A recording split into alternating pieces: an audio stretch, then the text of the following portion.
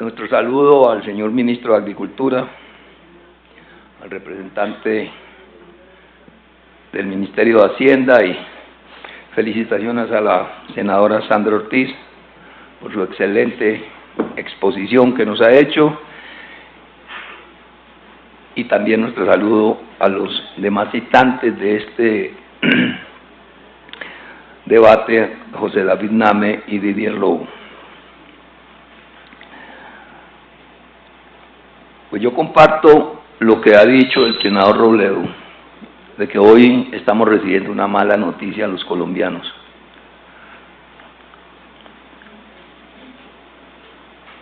Porque este país, lo mejor que pudo haberle pasado, el acontecimiento más importante que nos ha ocurrido a los colombianos, es la terminación del conflicto armado. No hay hecho político más significativo para el futuro de nuestras generaciones que haber terminado esa guerra fratricida que nos desangró durante más de 50, 60 años. Pero la firma de la paz o la firma del acuerdo de paz no es la paz, como han dicho muchos. Todos somos conscientes de que lo que se firmó en La Habana fue la firma de un acuerdo que puso fin al conflicto con las FARC. Pero el acuerdo de paz sí trazó rutas, trazó como un camino hacia la superación de una serie de dificultades que fueron los que originaron ese conflicto. Pero al parecer, y esto no responsabilizo solo al gobierno anterior, sino a la clase dirigente de este país, que se prepararon muy bien para la guerra. Siempre estuvieron muy bien preparados para la guerra, y para la guerra nunca faltó presupuesto. Llegamos a alcanzar casi un 6% del Producto Interno Bruto invertido en guerra y en muerte. Pero ahora no hay plata para la paz. El Estado colombiano no se preparó para la paz, porque la paz significa atacar las causas que originaron ese conflicto.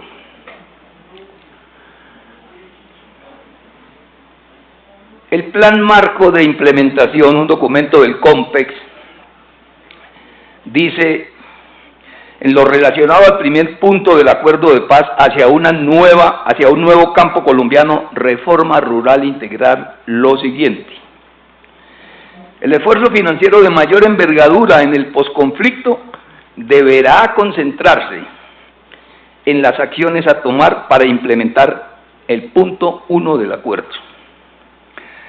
Y me va a permitir leer ese primer punto del Plan Marco de Implementación que elaboró el COMPES. El punto 1 del acuerdo final sobre la reforma rural integral implica la mayor necesidad de recursos del acuerdo final, con un monto estimado en 110 billones de pesos. Esos son los cálculos que hizo el COMPES para que podamos superar realmente las causas que nos llevaron a este conflicto. Dentro de ese punto se destacan las inversiones destinadas a, y se enumeran: 1. Estrategia de acceso a la tierra y de uso del suelo y gestión catastral. 2. Dentro del Plan Nacional de Infraestructura y Adecuación de Tierras, las inversiones en infraestructura vial y de riego. 3. Dentro del Plan Nacional de Desarrollo Social, en el componente de salud rural, los gastos más importantes están asociados a la estrategia de atención a la población dispersa. 4. Con respecto al componente de educación del Plan Nacional de Desarrollo, resaltan los montos requeridos para la estrategia de atención integral a la primera infancia y la cobertura de educación rural para preescolar, básica y media. Quinto, la estrategia de vivienda rural orientada a disminuir el déficit cuantitativo y cualitativo de vivienda. Sexto, en el Plan Nacional de Producción Agropecuaria y Economía Solidaria y Cooperativa, la estrategia de capital semilla. Finalmente, 7, dentro del sistema para la garantía progresiva del derecho a la alimentación, la estrategia de acceso y consumo de alimentos de calidad nutricional y en cantidad suficiente.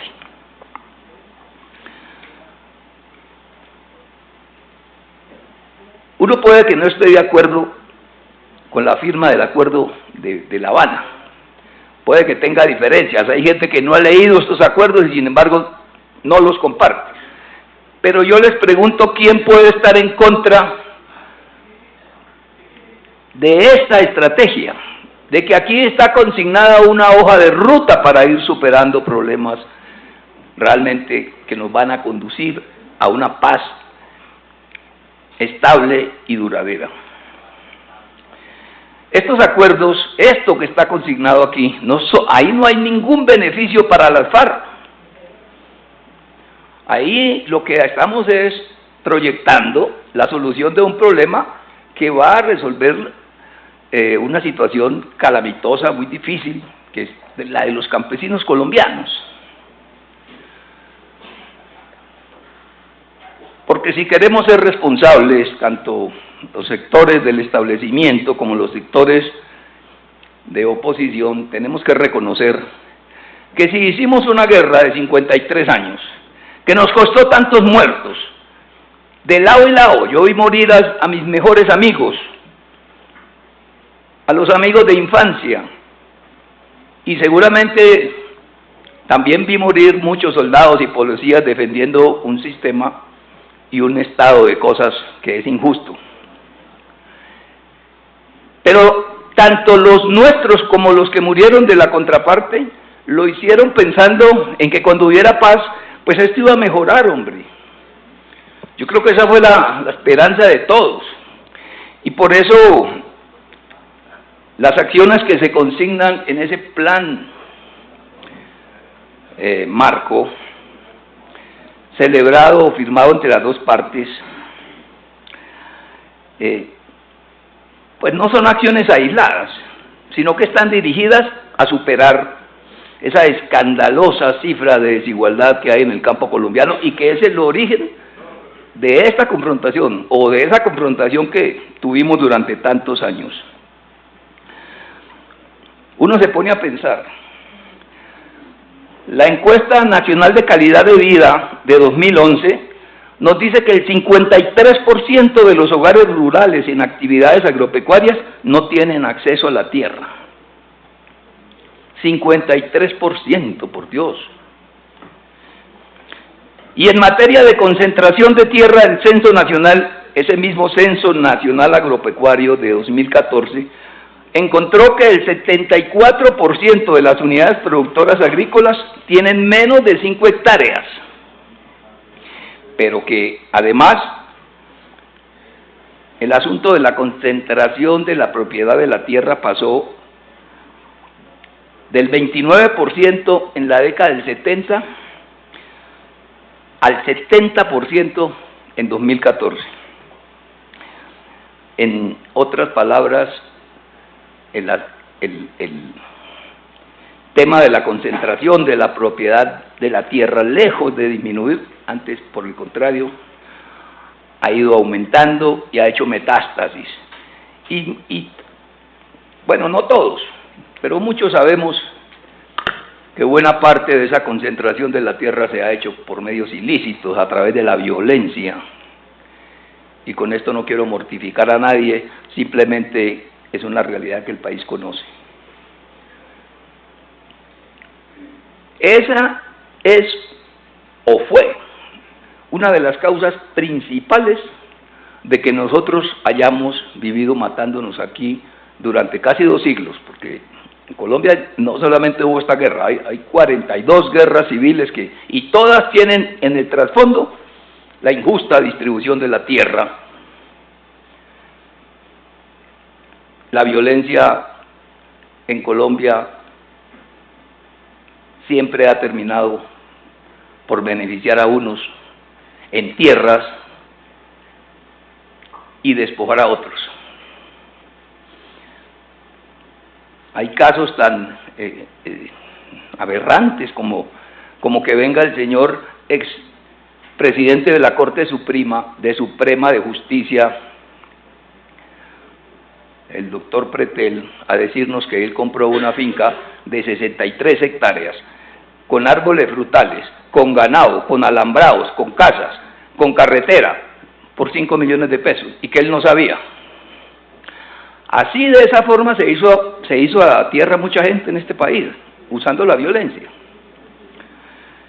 Entonces, por eso cobra particular importancia y preocupación lo que nos ha dicho el señor ministro, y no tengo nada en contra personal del señor ministro, creo que es un hombre bien intencionado, pero sí tenemos que decirle, señor ministro, que si no hay dinero para financiar el posconflicto, pues no vamos a cumplirle al país con la paz. Y el país está esperando la paz. El país está llegando que el Estado llegue a los territorios de otra manera que no sea únicamente a través de las fuerzas militares. Que el Estado llegue como fue lo que se concibió en el acuerdo de paz, que llegue con salud, con educación, con vías terciarias, con mercados, porque si no tampoco vamos a poderle ganar la guerra no solamente a la pobreza, sino al narcotráfico. Aquí todo el mundo habla de acabar con el narcotráfico, pero sin inversión social no se acabará el narcotráfico. Y sin acabar con el narcotráfico no acabamos con la violencia. Y sin acabar con la violencia pues no vamos a construir la paz. Entonces sí es muy preocupante las cifras que nos ha mostrado el señor ministro y francamente que una reducción del 50% del presupuesto del Ministerio de Agricultura para el año 2019 es un desastre. No queremos hacer un debate,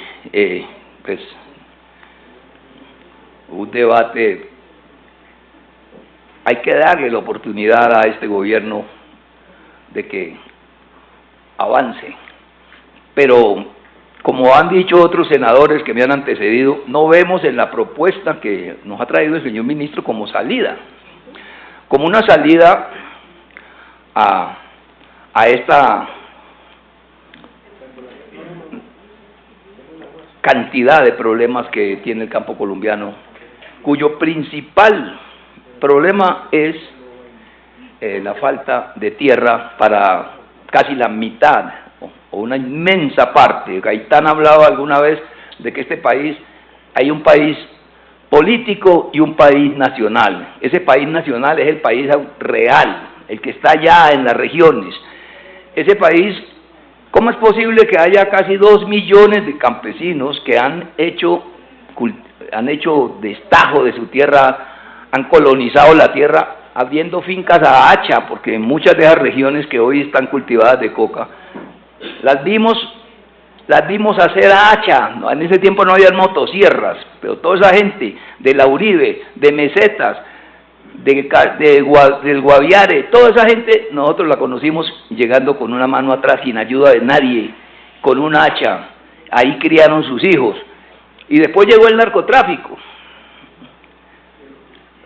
Pero ahora entonces se encuentran trabas. Yo pienso que así como el ministro ha dicho que hay que destrabar todas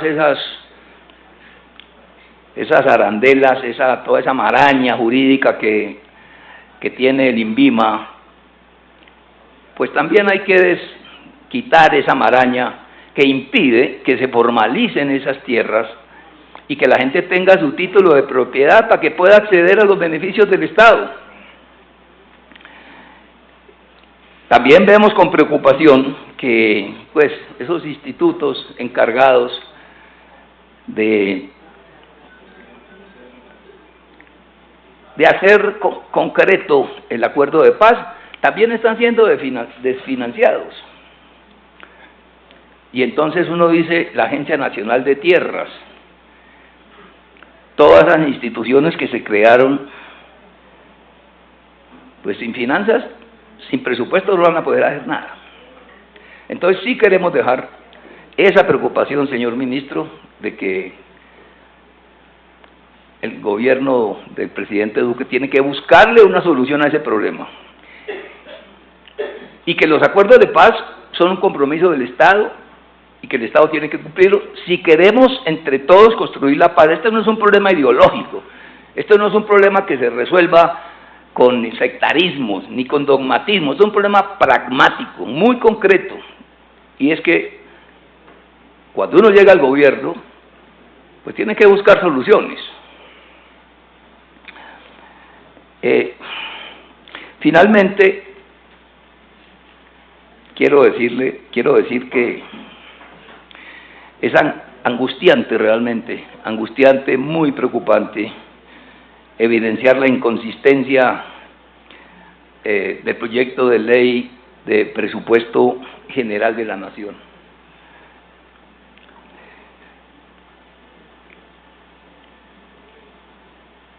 Es preocupante, dijéramos, el desfase que hay entre ese plan nacional general de presupuesto con el plan que estoy mencionando aquí del COMPES, que fue proyectado por una institución del Estado, pues para proyectar en términos de política pública los retos del posconflicto y de la implementación de la paz.